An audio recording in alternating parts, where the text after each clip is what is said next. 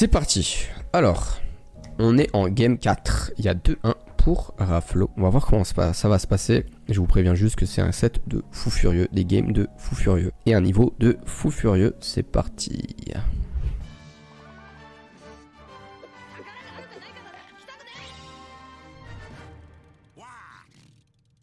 Avant de commencer cette vidéo, je vais vous présenter une marque que vous connaissez certainement maintenant, Holy Energy. C'est donc une marque de boissons énergisantes et d'Ice Tea. Leurs boissons ne contiennent ni sucre ni taurine et ils privilégient les arômes et les colorants naturels. C'est donc une option plus saine pour vous si vous êtes adepte des boissons énergisantes et des Ice Tea. Alors les produits se présentent de cette manière-là. Là par exemple on a affaire à l'Ice Tea.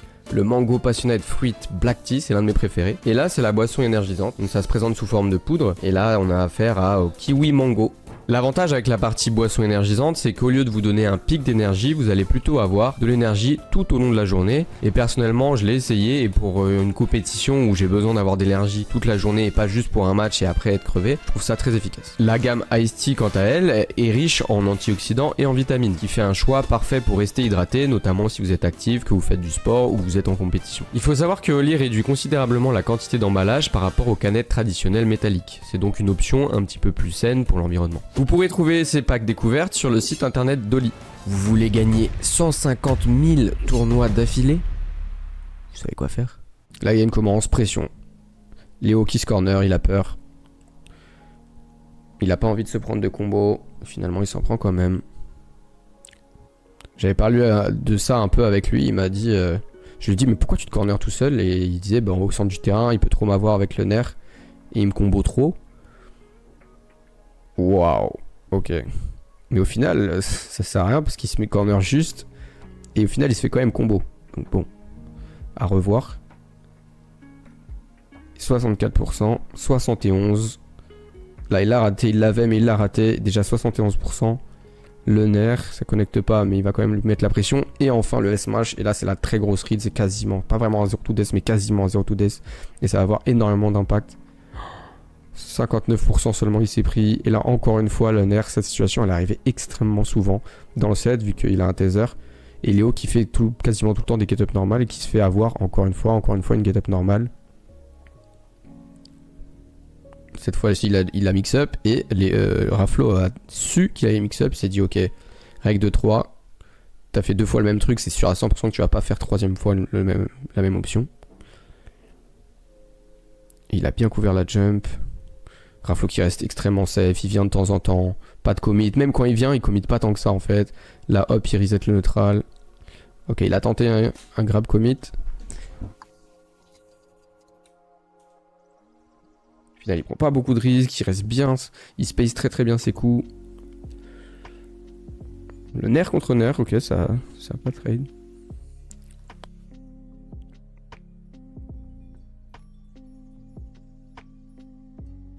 Petit back air. Oula, j'ai trompé de sens. Ça c'est très simple. Mais vous voyez que Raflo en fait il change tout le temps ses options là. Qui aurait pu croire qu'il allait faire back air sur place, nerf direct? Il a limite pas fait ça depuis toute la game. Et à chaque fois qu'il a une nouvelle interaction, il a joué de manière différente. C'est super dur de savoir ce qu'il va faire dans ces interactions qui sont un peu du set play. Ok là il tente un truc. Là il reste safe.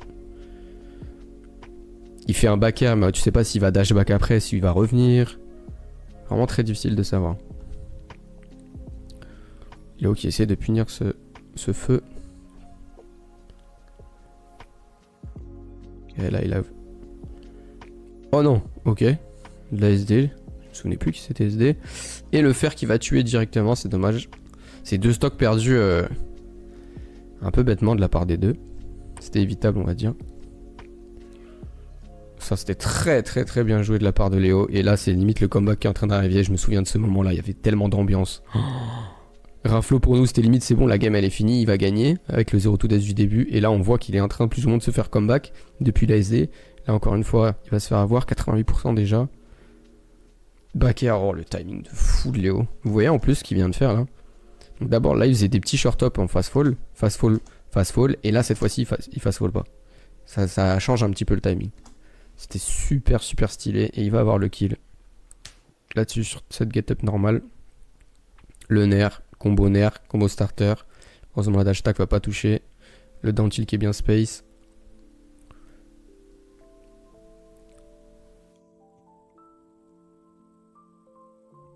Raflo qui se fait reverse. Là on avait peur. Là, ça va pas tuer. Mais ça, oh là là là là là là là là. La phase de fou furieux. Packer. Le B est obligé d'être biffy comme ça. Enfin, c'est pas vraiment biffy, mais il peut pas s'accrocher directement. Le B qui est trouvé, magnifique. Et là, cette phase, elle était folle. Vraiment. Léo qui s'est bien réveillé alors qu'il a commencé limite avec un 0 to death. La SD de Raflo, à partir du moment où c'est SD, par contre, il était quasiment plus là. Et ouais, je me souviens à ce moment-là, on était tous choqués de ce qui était en train de se passer. On voyait la victoire de Raflo directement et au final, on l'a vu disparaître d'un coup aussi. Et là, par contre, ça peut potentiellement être le drame. Quand t'étais sur le point de gagner comme ça contre quasiment l'un des meilleurs joueurs du monde et que finalement tu perds, c'est beaucoup dans le mental. Si pour toi c'est fini, t'as abandonné, non j'aurais pu gagner, c'est fini, maintenant je peux plus gagner, bah là c'est clairement fini. Si par contre tu dis non, c'était pas du cheese, je peux encore le battre, c'est pas parce que là il m'a comeback que je vais pas gagner la prochaine, et que tu restes concentré, le mieux c'est de faire une petite pause entre le game, boire de l'eau, réfléchir, respirer. Mais c'est très compliqué, on pouvait se dire là c'est fini, Raflo il pourra pas gagner, et si, on peut toujours gagner. Et voilà, la game elle commence, nerf, attendez. Donc, nerf, voilà. Le combo starter, 37, très bien. 3 nerfs d'affilée, si ton adversaire ne sait pas quoi faire contre le nerf, t'as aucune raison de faire autre chose. Hein. Encore une fois, nerf. Nerf repère. Le ledge trap, très bien trouvé de la part de Raflo. Il réagit à tout, on dirait. Tu fais quelque chose direct, je t'ai, regardez. Hop, il le met dehors. Ok, il tente son back air, il le met dehors. Down tilt, il grab directement. Down tilt, ça fonctionne, il réagit. C'est vraiment, il fait son down tilt et après il réagit. C'est vraiment comme ça qu'il faut utiliser les traps de Palu. Là, il tente un truc, il se repositionne. Encore une fois down tilt et encore une fois, il trouve ça. Ouf, ça aurait dû être la mort, mais Léo avait l'air de connaître cette situation-là. Très belle roll de la part de Léo. Faire. Et là, ça aurait pu être extrêmement tendu. Je pense que s'il avait jump, il mourrait à 37 chargé comme ça. Full rage, il y a moyen qu'il mourrait. Hein. S'il avait jump, je pense que là, Raflo serait mort, je pense. Et le B qui va toucher. Alors là, c'est pas la première fois qu'il se fait avoir par ça. J'ai jamais compris pourquoi. Alors là, qu'est-ce qu'il aurait pu faire? Là, concrètement, il a up B au lieu d'air dodge. Mais je pense qu'en fait, s'il avait air dodge, Raflo aurait pu follow up. C'est pour ça qu'il a voulu up B pour garder son air dodge après. Je sais pas trop. Il y a moins que c'était Jacques et Matt dans cette situation-là. Mais je sais pas vraiment. Le nerf qui est directement trouvé. Donc là, encore une fois, il est invincible, Léo, mais il se retrouve corner. Il joue quasiment tout le temps en corner. Et pour moi, c'est pas du tout une bonne chose. Au final, il se fait avoir par un nerf et il se prend 39 et il est dehors en ledge trap. 56%.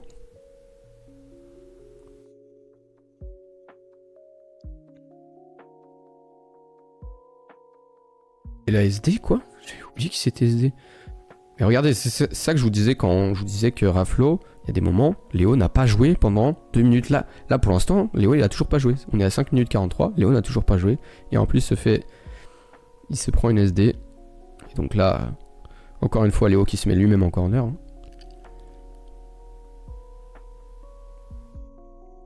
Oh, ça c'était un truc de fou. Regardez, tac, hop, le spacing de Raflo into down tilt, c'était juste incroyable. C'était incroyable ce petit spacing là. Trop stylé à voir. Il joue tellement bien le corner.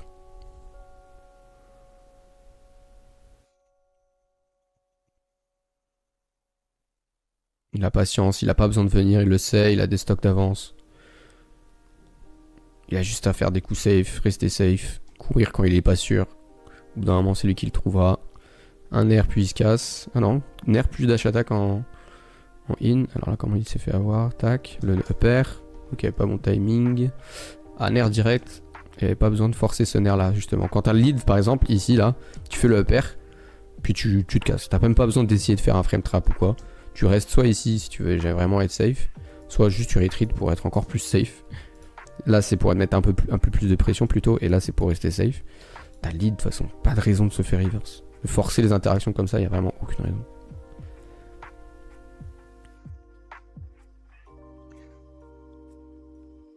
Ok, le nerf connecte pas. Down tilt, alors, tac, ok. Voilà, là pareil, il n'y a pas besoin forcément de faire ça. Donc là, ce genre de situation, ok, c'est un peu bourbier tout ça, on sait pas trop. Il n'y a plus besoin vraiment de les jouer en vrai. Hein. Hop, puis là pareil, il n'a pas forcément besoin de forcer l'interaction. Et à cause de ça, il meurt en plus.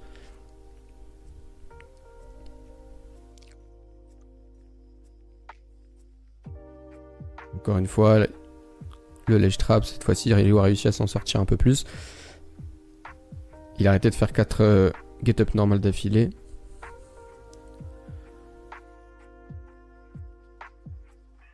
Encore une fois, double agressivité. En fait, il était plus agressif que je pensais dans les situations de set play, Raflo. Là, ça fait plusieurs fois qu'il fait back air dash attack, back air fer, back air grab, back air nerf. Peut-être parce qu'il voit que Léo veut se repositionner après s'être pris un coup safe on shield, mais vu de Balette, elle est un peu lente. Bah voilà. Ouais, ça c'était bien vu en vrai de la part de Raflo. Là, hop, il avait raison d'y aller à fond. Alors on va voir sur la cam. Ici là. Alors j'ai pas compris. J'ai pas compris ce qui se passe. Là je vois pas trop. Je crois qu'il a essayé un fer. Je pense qu'ici Léo était obligé de jump. Donc au final si Raflo avait jump fer, c'était la fin. Dans tous les cas il avait pas du tout tort d'y aller là. Raflo. Dans cette situation précise, même s'il avait l'avance. Du moment que c'était pas un SD kill. Enfin un kamikaze kill plutôt. Ok, encore une fois la pression. Et là il revient. Il était très agressif là-dessus en vrai. Tac. Il mettait un... Oui, il revenait pas mal vers lui. Peut-être que c'est le stress de la victoire qui arrive. Et là le shield qui arrive. Et là on voit clairement que la tendance s'inverse. La tendance s'inverse, ça peut être très très dangereux. Et voilà. Et le down smash. Là c'est des très gros risques. Hein. Là on avait peur. Hein. Là on avait peur. Très très peur. Il finit la dash attack qui était touchée. Et encore une fois la même chose, down tilt au même timing. Alors, je vais expliquer pourquoi ça fonctionne autant. Donc en gros là, ce qu'il fait Raflo, c'est qu'il fait un down tilt au timing dans lequel il va forcer juste l'option de son adversaire. Il va forcer le timing de l'option de l'adversaire, puisque l'adversaire ne veut pas se prendre la fin du down tilt, il veut pas se prendre le début du down tilt, et il veut sortir de l'edge. Donc quand il va utiliser ce down tilt là, il y a deux possibilités, soit il down tilt into re down tilt, ça veut dire que si tu fais rien tu peux te le faire avoir et te prendre un back air, soit down tilt into soit shield soit repositionnement, en tout cas c'est down tilt into il attend. Sauf que le fait de faire down tilt into il attend, l'adversaire il est quasiment obligé de faire une option après le premier down tilt, et du coup ça fait que l'adversaire va faire son option au même moment tout le temps. La question ça va être juste, ok, est-ce que l'adversaire va au moment entre le premier et le deuxième down tilt potentiel, est-ce qu'il va get up attack pour pas se le prendre, ou est-ce qu'il va faire une autre option, peu importe laquelle, sachant que même la get up normale, il y a moyen qu'il la prenne à la fin de la get up normale, à la fin du down tilt. C'est ça qui est risqué. Donc ça annule quasiment la get up normale et ça force quasiment à faire soit une get up attack pour empêcher le deuxième down tilt, soit si jamais tu veux read entre guillemets qui va faire le deuxième down tilt, faire une roll ou un jump entre les deux down tilt. Du coup, ça fait que c'est limite un 50-50 puisque ça force le timing d'utilisation d'options de Léo. Et ça, il le sait très bien et il le fait extrêmement bien. Tac, tac. Et en plus, ça fait limite un frame trap. Puisque si tu fais... Hop, on va voir. Down tilt. Là, carrément, en fait, il a voulu ne pas se prendre le premier down tilt. Il a voulu ne pas se prendre la situation du deuxième. Et là, Raflo a pu vraiment réagir à ça. Donc, il y avait même plus... Là, c'était même plus l'histoire de down tilt, pardon. C'était juste, il a tenté son premier, il réagit. Et là, c'est un frame trap. Parce qu'en plus, tu peux limite pas te rater là-dessus. Parce qu'en fait, ton perso, il bouge pas. Pendant le down tilt, tu peux pas bouger. Et ça set up le timing de telle sorte à ce que tu vois la roll, tu veux réagir le plus vite possible, et tu peux être ni en retard, ni en avance quand tu fais bien le premier down tilt. C'est vraiment le timing du down tilt qui est la clé. Le reste vient tout seul, vraiment. Et Raflo fait extrêmement bien ses timings de premier down tilt. Et de deuxième aussi, mais en vrai, le deuxième down tilt, pareil, il n'y a pas à travailler, c'est premier down tilt, directement deuxième si tu comptes en faire un deuxième. Par contre, la question c'est ok, est-ce que tu veux en faire un deuxième ou est-ce que tu veux te repositionner derrière? Dans tous les cas, c'est super fort. Bien sûr, il y a quand même du counterplay, mais c'est très difficile de savoir quel counterplay faire exactement. Par exemple, là, Léo, il peut soit stale un petit peu dans les airs pour avoir un peu plus d'invincibilité, pour forcer Léo à faire autre chose que les down tilt. Il peut get up attack, forcément. Il peut faire une option entre les down tilt. Il peut ne pas grab ledge, par exemple. Il reste sur son AB pendant un moment. Comme ça, il rend les timings de down tilt de Raflo plus compliqués, par exemple. Et juste essayer de comprendre ce que Raflo fait. Quand est-ce que Raflo veut se repositionner après un premier down tilt et quand est-ce qu'il veut essayer de punir une get up attack par exemple. Le problème en plus, c'est que si Raflo fait un premier down tilt into juste un jump, ça peut couvrir aussi beaucoup de choses, puisque s'il fait une get up attack après le premier down tilt, le jump va couvrir la get up attack parce qu'elle est facile à punir. En fonction de timing de Raflo, il peut potentiellement tout punir ailleurs, potentiellement. C'est pas possible de tout punir, mais il peut potentiellement le punir. Parce que si jamais il fait un jump et par exemple Léo fait un jump into nerf, bah là il y a un grave moyen de punir facilement ce nerf là, puisqu'il va avoir du lag. Enfin bref, ça fait que c'est un ledge trap extrêmement fort et Raflo est la meilleure palue du monde de loin pour ce ledge trap là. Bon, je pense que c'est globalement la meilleure palue du monde tout court, mais encore plus pour ça. Donc très compliqué pour Léo de s'en sortir, sachant que c'est un perso en plus qui n'a pas d'option particulière à ledge pour être fort. En vrai, Byleth se fait bien fumer en ledge trap en vrai. Mais il n'y a pas, comment dire, c'est comme si Léo découvrait la situation, là. On va pas se mentir. Là il la découvre, là il se fait fumer comme quelqu'un qui n'a jamais vu de down tilt de palu. Alors peut-être qu'il n'a pas l'habitude de cette façon de ledge trap, peut-être que Chag faisait d'autres façons de ledge trap, ou peut-être qu'il se faisait avoir pas mal en ledge trap aussi contre Chag, mais qui défonçait tellement ailleurs qu'il n'avait pas besoin, il se disait pas faut absolument que je travaille ce ledge trap là. On peut pas vraiment savoir, dans tous les cas. Il y a clairement beaucoup d'améliorations, d'axes d'amélioration possibles dans cette situation là. Et into, ok, tac. Il a la dash attack, ça va pas tuer. Un petit jump, là il jump directement pour pas se prendre la dash attack justement. Puis après il reste dans la même situation, donc là au final il a fait un jump, puis il est revenu au même endroit sans jump. C'était quand même assez risqué, sachant qu'il aurait pu peut-être jump et aller dehors pour B, pour après continuer à se faire les traps, mais peut-être que justement il a peur de se faire les traps, il ne veut pas se faire les traps, c'est pour ça qu'il reste dans cette zone là. Et Raflo qui a réussi à réagir directement au saut, et qui ne s'est pas dit ok là je pense qu'il va air dodge, il s'est plutôt dit ok là je pense qu'il va taper. Là clairement il aurait pu air dodge, il aurait pu descendre air dodge, ça aurait pu potentiellement être un reverse. Raflo il a ri du fait qu'il n'allait pas air dodge, soit rien faire, soit taper. Il a eu raison et il a eu le kill.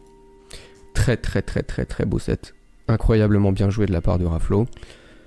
Beaucoup de choses potentielles à améliorer avec Byleth, en tout cas plutôt au niveau du ledge trap. En tant que Byleth pur, j'avoue, je sais pas.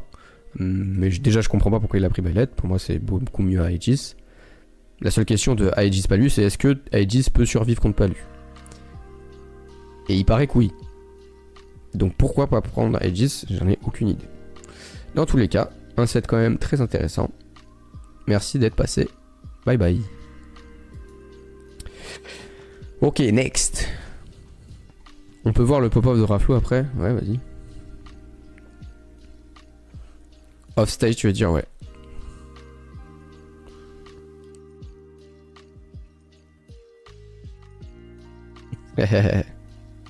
Trop heureux, normal. C'est mignon. Nairo a dit lui-même que Joker a surtout Aegis détruit pas lui. Joker, en fait, ce qui est chiant, c'est vraiment le Arsène qui se fait ledge trap à l'infini, edgeguard à l'infini et tout. Mais Aegis, ça détruit pas lui sur tous les aspects, sauf l'edgeguard, on va dire. Ça, je sais pas. Mais je sais que sur tout le reste, c'est sûr, elle se fait détruire.